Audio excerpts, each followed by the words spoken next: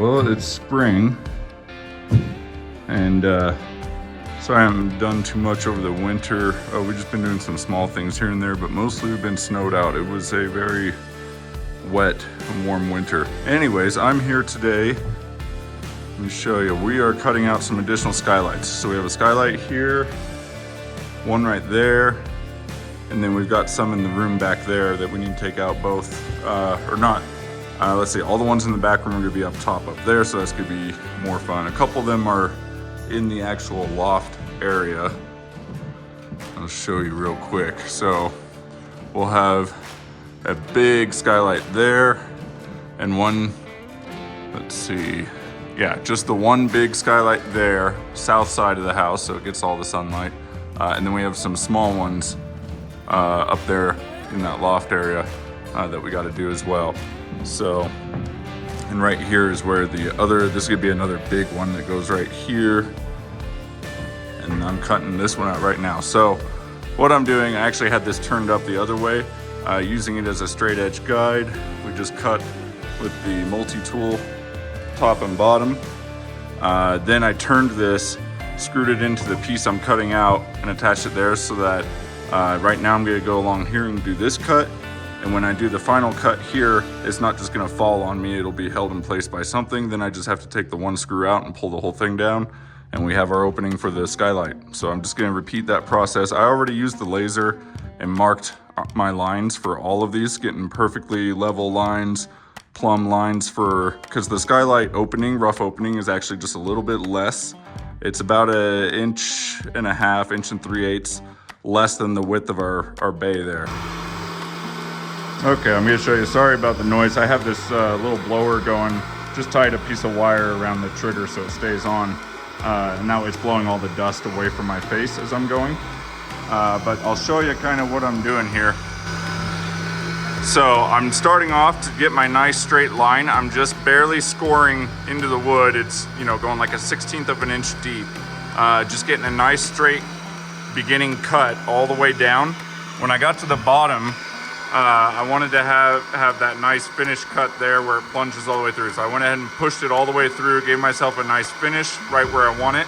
So now all I have to do is cut out the rest of it all the way through, going all the way down. Then I'll do the same thing on the other side using this as a guide. And then it should be all cut out and loose. Like I was saying before, all I gotta do is take that screw out up there and I can pull the whole thing out. So we'll go ahead and finish that up so you can see it. All right, we got those two skylights cut in. So now we're gonna turn our attention to the back. Up here, so we got one window.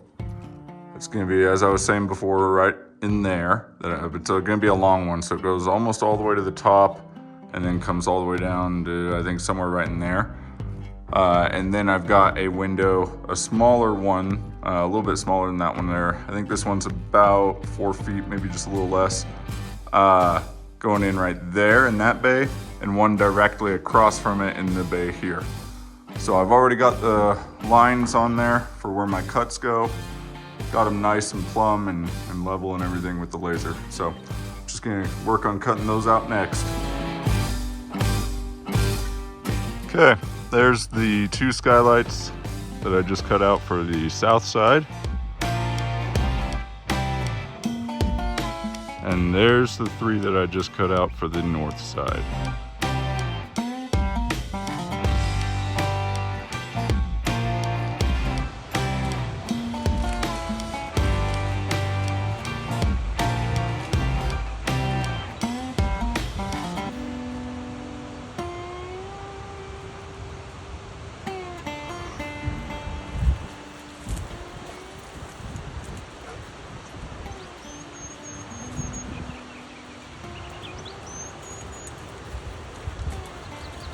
Hold on, stay.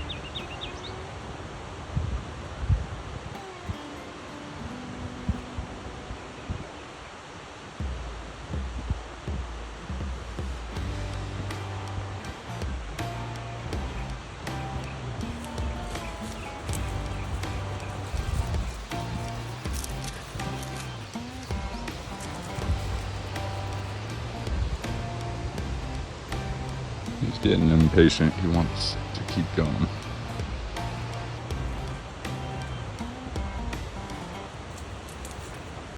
Okay, so today we got ladder blocking on for our overhang on the dormer there. We also taped the sheathing. Let's see if you can see it on this one. So we did this on both of them. We got the sheathing continuous all the way up to the roof sheathing, and then we tape it. I still got to tape the top edge there on the front, on that side. Forgot to do that. But anyway, so we get it all taped up, and then we put, you can see we did extensions because the kit came with only a 12-inch overhang. We wanted minimum 18-inch overhang, so we did extensions on there. And then we'll do our subfascia out onto that. But as you can see, once we have it all taped up like that, then we just do our ladder blocking and get that all on there nice and secure. And now all that's left is just, we gotta do our subfascia along each of the eaves. And this dormer's done, ready to go. Okay, getting ready to do the blocking on the other side of this gable. So we did that one. You can see it's all taped up. And then I'll just carry the blocking up there, we'll nail it in, screw it in, get the sheathing attached and everything, and it's good to go. And then we do the subfascia running down each side. So in order to line that up with the rafter tails, we ran a piece of scrap lumber out there along the rafter tails, and so I will just bump the ladder blocking up against that, and we should be good.